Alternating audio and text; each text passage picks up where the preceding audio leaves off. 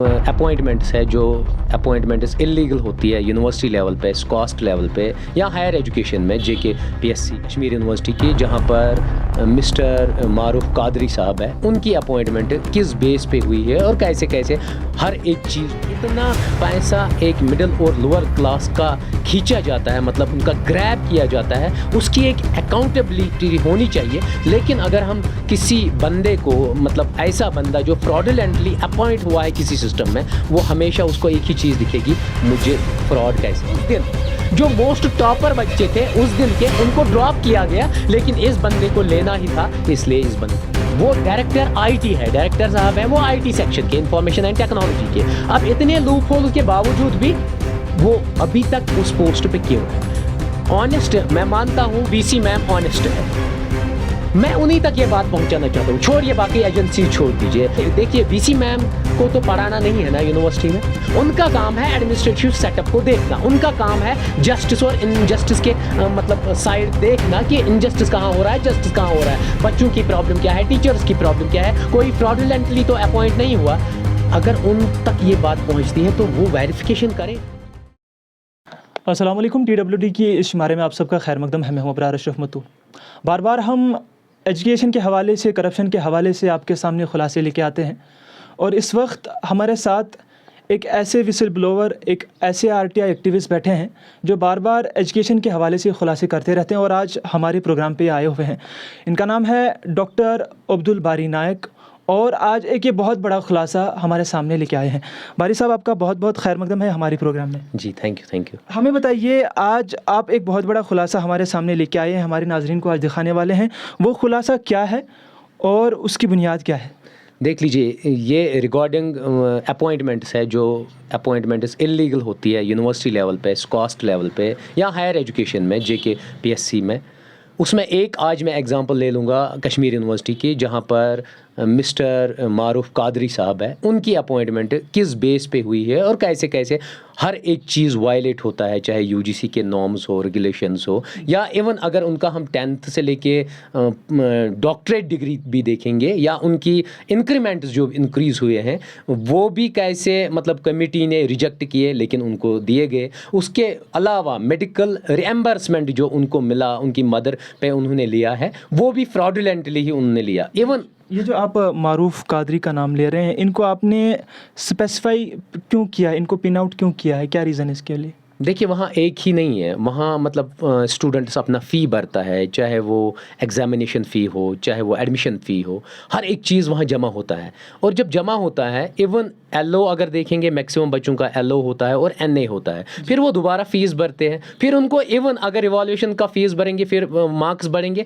उनको फिर वो पैसा वापस नहीं दिया जाता। इतना पैसा एक मिडिल और लोअर क्लास का खींचा जाता है, मतलब उनका ग्रैब किया जाता है, उसकी एक अकाउंटेबिलिटी होनी चाहिए। लेकिन अगर हम किसी बंदे को, मतलब ऐसा बंदा जो फ्रॉडुलेंटली अपॉइंट हुआ है किसी सिस्टम में, वो हमेशा उसको एक ही चीज़ दिखेगी, मुझे फ्रॉड कैसे करना है। अगर हम सिंपल एक बात ले लेंगे, एक चोर को हम बैंक का मैनेजर बना देते हैं या और कोई चीज़ बना देते हैं, तो ऑटोमेटिकली उसका टारगेट क्या रहेगा? चोरी करना। वो बैंक को थोड़ी छोड़ेगा, वो कहेगा किस बिल से मैं पैसा निकालूं, किस ट्रैक से मैं पैसा निकालूं, और वो हर एक को पोल्यूट करता जाएगा और हर एक चीज़ को मॉडिफाई करेगा वन और अनदर वे में। इसीलिए डेटा क्या है आपके पास सर? आप डेटा बताइए हमें। देख लीजिए, अगर हम मारूफ साहब की बात देखेंगे, 1992 में बंदा 10th करता है CBSE बोर्ड के ज़रिए, तो करता है 10th। अब मुझे ये बता दीजिए 1993 में 12th कैसे होता है, वो 11th कहाँ गया? मेरे पास डॉक्यूमेंट्स है, मार्क्सशीट्स है उनके, वो 11th गया कहाँ? चलिए, जब आप आगे अब चलेंगे, बंदा BE करता है, BE उनका 7 years में होता है, और बैचलर ऑफ इंजीनियरिंग में एक बंदे को अगर चाहिए तो 55 से बिलो नहीं होना चाहिए। जब 55 के अबव मार्क्स होगा तो वो एलिजिबल है PG के लायक, तो वो एलिजिबल है PhD के लायक, तो वो एलिजिबल है जॉब के लिए। लेकिन बंदे के पास बिलो 55% से बिलो है। अब उन्होंने एक फॉर्म डाला है, अगर मैं आपको वो फॉर्म भी दिखाऊंगा, तब मारूफ कादरी साहब इसमें कितना लिखते हैं परसेंटेज, 59.8। जब 59.8 बंदा लिखता है तो वो फ्रॉडुलेंट हो गया ना, वो मिस रिप्रेजेंटेशन करता है। जहां भी मिस रिप्रेजेंटेशन कोई बंदा करता है तो इसके लिए क्या क्या आईपीसी के अंडर आएगा, 471, 469, 468, 465, 464। कहना है कि इनके मार्क्स कम थे और इन्होंने दिखाए ज़्यादा है। हाँ, दिखाए ज़्यादा, तो ये फ्रॉडुलेंट डॉक्यूमेंट है। जब मारूफ कादरी साहब का ये खुद का लिखा हुआ डॉक्यूमेंट है, मैं अपनी बात नहीं कर रहा हूँ।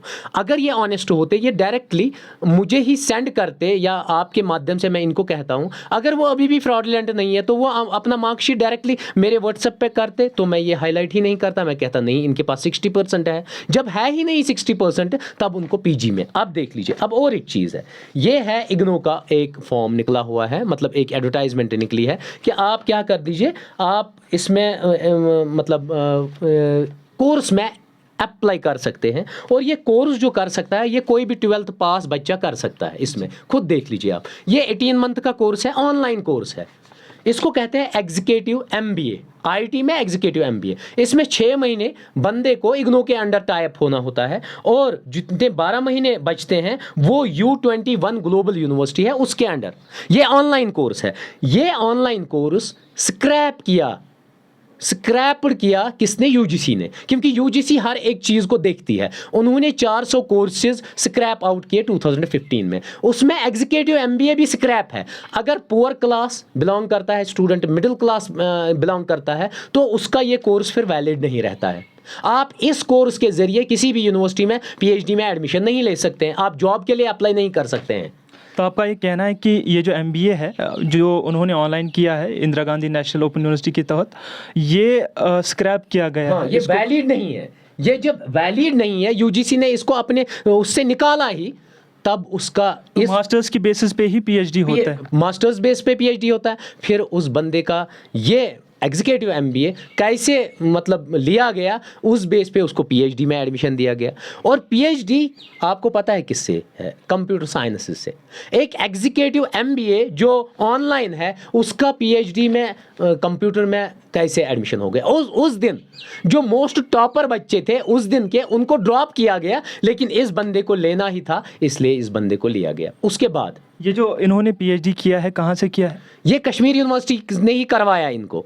अब देख लीजिए, नहीं, कहाँ से किया है? कश्मीर यूनिवर्सिटी से। कश्मीर यूनिवर्सिटी ने अपने ही अंडर करवाया, अपने ही डिपार्टमेंट में करवाया। और जब इनकी फर्स्ट पोस्टिंग हुई है, तो ये एडवर्टाइज कोई भी नहीं हुआ। जब इनकी फर्स्ट पोस्टिंग होती है कश्मीर यूनिवर्सिटी में, वहाँ पर कोई एडवर्टाइजमेंट ही नहीं निकलता है, और सीधे उनको अपॉइंट किया जाता है। अब 6 महीने के लिए इनको अपॉइंटमेंट किया। तो मुझे बताइए, आप सबसे पहले मुझे बताइए, आप बता रहे हैं कि इनकी जो डिग्रीज है उनमें डिस्क्रिपेंसीज है। जी जी जी। अगर डिस्क्रिपेंसीज है तो इनको फिर अपॉइंट किया गया यूनिवर्सिटी में, किस पोस्ट पे अपॉइंट किया गया? ये वो पोस्ट क्रिएट किया गया यूनिवर्सिटी ने उसको as a informative officer, as a information technologist के नाम से एक इनके लिए स्पेसिफिक पोस्ट क्रिएट किया गया। Information technologist as a post advertise नहीं की गई, इनको एज ए कंट्रैक्चुअल लगाया गया। फिर एडवर्टाइजमेंट, पहले आप शॉक हो जाएंगे, एक एडवर्टाइजमेंट कश्मीर यूनिवर्सिटी ने निकाला, जो पहली एडवर्टाइजमेंट और दुनिया की सबसे आखिरी एडवर्टाइजमेंट होगी,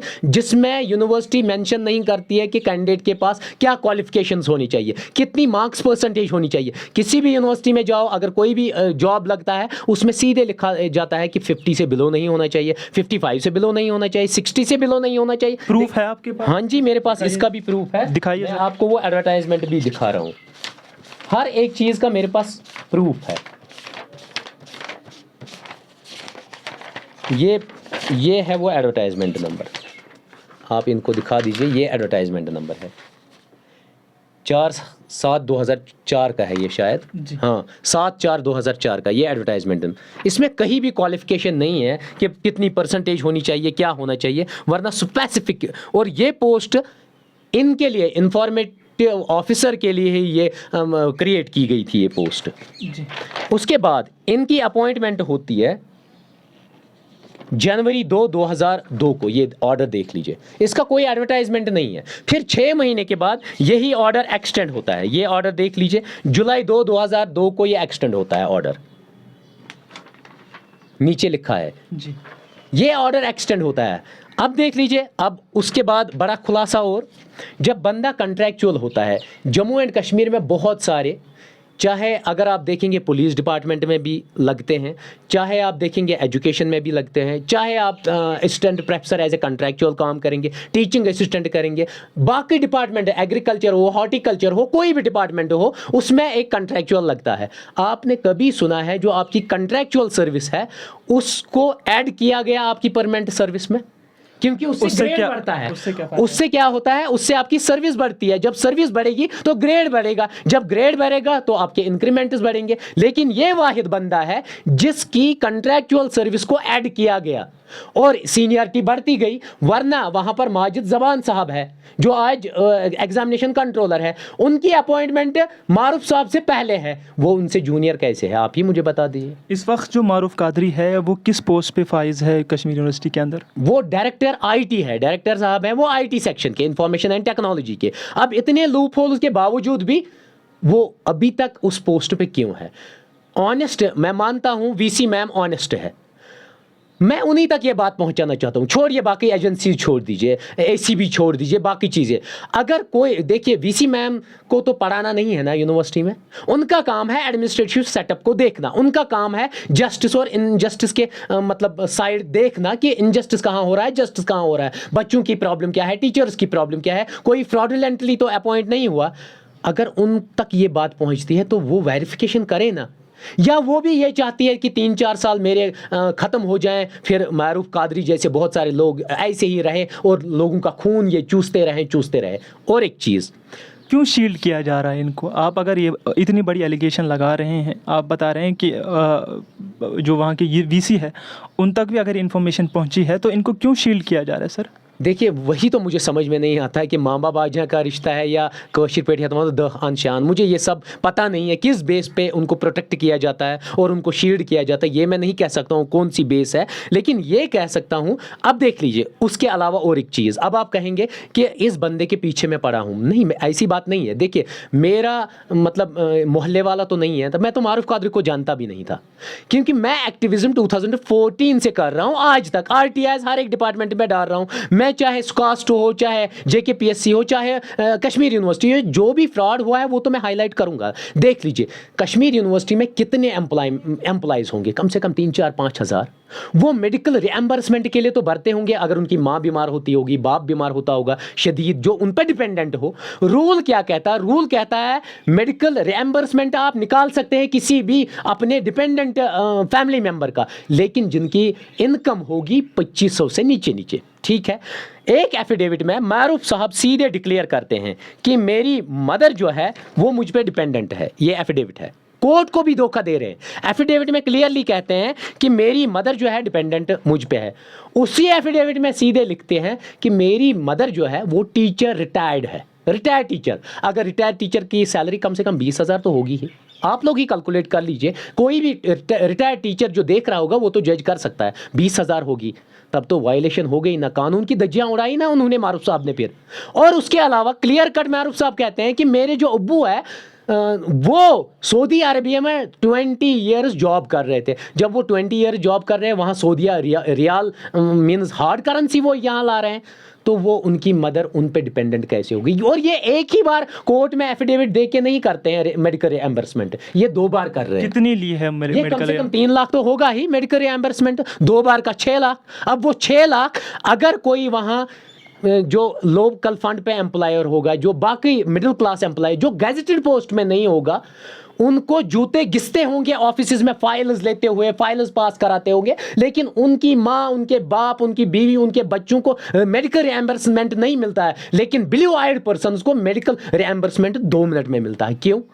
आप तो कोर्ट की धज्जियां उड़ा रहे हैं, आप तो कोर्ट के लॉज की वायलेशन करते हैं, आप तो इंडियन कॉन्स्टिट्यूशन की वायलेशन कर रहे हैं, आप तो हक और ना हक की तो बात ही नहीं है, आप तो खून चूस रहे हैं। जो बच्चे फीस दे रहे हैं उसी से तो वो मेडिकल रिएम्बर्समेंट मिल रहा है। बहुत बहुत शुक्रिया। तो ये थे डॉक्टर अब्दुल बारी नायक, आरटीआई एक्टिविस्ट है, विसल ब्लोवर है, बार बार खुलासे करते जाते हैं। इस बार भी इन्होंने एक ऐसा खुलासा किया जो कश्मीर यूनिवर्सिटी में एक बहुत बड़े पोस्ट पे फाइज़ है, मारूफ कादरी डायरेक्टर आईटी के पोस्ट पे फाइज़ है। इनका ये कहना है कि उनकी जो डिग्रीज़ है वो फ़र्ज़ी है, उनकी जो डिग्रीज़ है उनमें डिस्क्रिपेंसीज़ है, और इनका ये भी एलिगेशन है कि वो बार बार अलग अलग किस्म के जो है वहाँ पे चोरियाँ करते हैं, और उन्होंने जो मेडिकल रिएम्बर्समेंट है उसको भी जो है गलत तरीके से लिया है अपनी माँ के लिए, और ऐसी ऐसी चीज़ें करते आए हैं। लेकिन उनको कश्मीर यूनिवर्सिटी के जो ऑफिशियल्स हैं उनको वो शील्ड कर रहे हैं। क्या रीज़न है ये नहीं पता। अगर इनकी जो एलिगेशंस है अगर ये सच है तो मामला बहुत ज़्यादा गंभीर है, इसलिए कि तालीम ही एक ऐसा शोबा है जिससे कौम आगे बढ़ती है, जो कौम का मुस्तकबिल होती है। लेकिन अगर तालीम के आला जो है बड़े बड़े ओहदों पे इस तरह के लोग फाइज हुए होंगे जो गलत तरीके से वहाँ पे पहुँचे हों, तो एक बहुत बड़ा सवाल या निशान है कि क्या हमारी कौम कहाँ जा पहुँचेगी। तो आज के हवाले से इतना ही, दीजिए इजाज़त, खुदा हाफिज़।